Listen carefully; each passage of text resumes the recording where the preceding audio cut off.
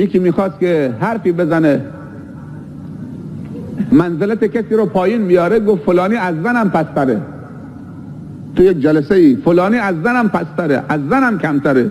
کی گفته زن پسته؟ که تو اینطوری داری تشبیه میکنی فلان مرد از زن پستره. کی گفته زن پسته؟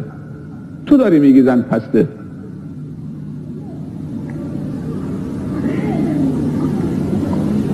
زنهایی بودن که به کمال رسیدن که هزارها مرد نفسشون نمیرسه، به ناخنشون نمیارزه.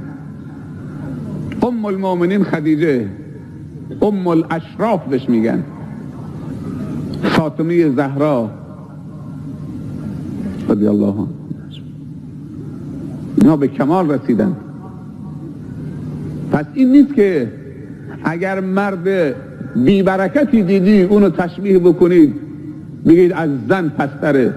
نه، مرد بی برکت درسته از زن بی برکت پستره، ولی مرد بی برکت و فاسق و فاجر و خلافکار و بی ایمان ما نمیتونیم بگیم از زنهای مؤمنه طاهره طیبه عالمه فاضله متقیه از اینا پستره.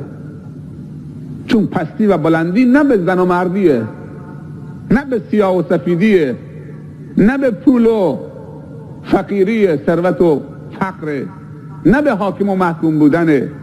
پستی و بلندی میدونی در نزد خدا و نظر خدا و دین خدا و پیغمبر خدا و دین اسلام چیه؟ پستی و بلندی به تقوا و بی تقواییه.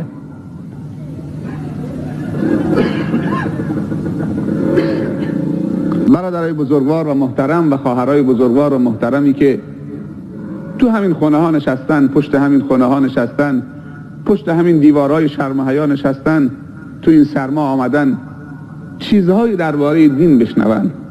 دروازه، هر دو لنگه دروازه. اگر زنی سبقت گرفت آمد و مردی عقب افتاد، بالاخره خدا به خودش داده. این زن حرکت کرده خدا بهش داده، اون مرد بوده حرکت نکرده خدا بهش نداده. برکت در حرکته، برکت در حرکته. برادرای تبلیغی همیشه میگن که رحمت همراه زحمته و برکت همراه حرکته.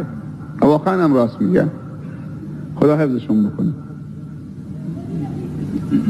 تا انسان در راه رسیدن به خدا متحمل زحمت نشه، رحمت نصیبش نمیشه. اونایی که بیشتر زحمت متحمل شدن، زحمت کشیدن، بیشتر بر اونها رحمت نازل شده. پیامبران از همه کس بیشتر زحمت کشیدن برای انسانها.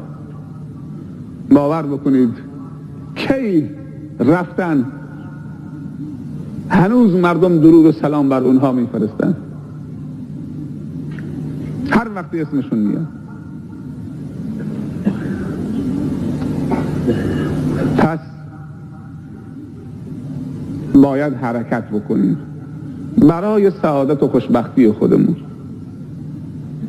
برای اولادمون، برای دنیامون، برای آخرتمون، برای همه باید حرکت بکنیم. شادی شادی دله.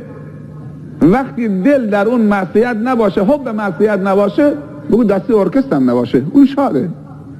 وقتی دل مملو از حب معصیت باشه و بی ایمانی و بی شرم و حیایی باشه و قصد و مقصد بد باشه، حالا بگو دستی ارکستر هم باشه، خنده هم بکنن، این دل خرابه. اون غم شادی نیست، شادی شادی دله. و میدونی خوشحالی دل چه خوشحالیه؟ آرامش دله. دلی خوشحاله که آرامش داره، اطمینان داره، پریشانی در اون نیست. و اون دلی که آرامه فقط با یاد خدا آرام میگیره. الا به ذکر الله تطمئن القلوب.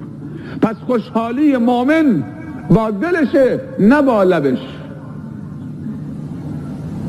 خیلی از لبها شاید باز باشه تا بیخ گوششون و بخندن و قهقه بزنن، اما دلشون داره خون میچکونه، چشمان دلشون داره خون میچکونه و معصیت خدا دارن خنده میکنن، شاد میشن.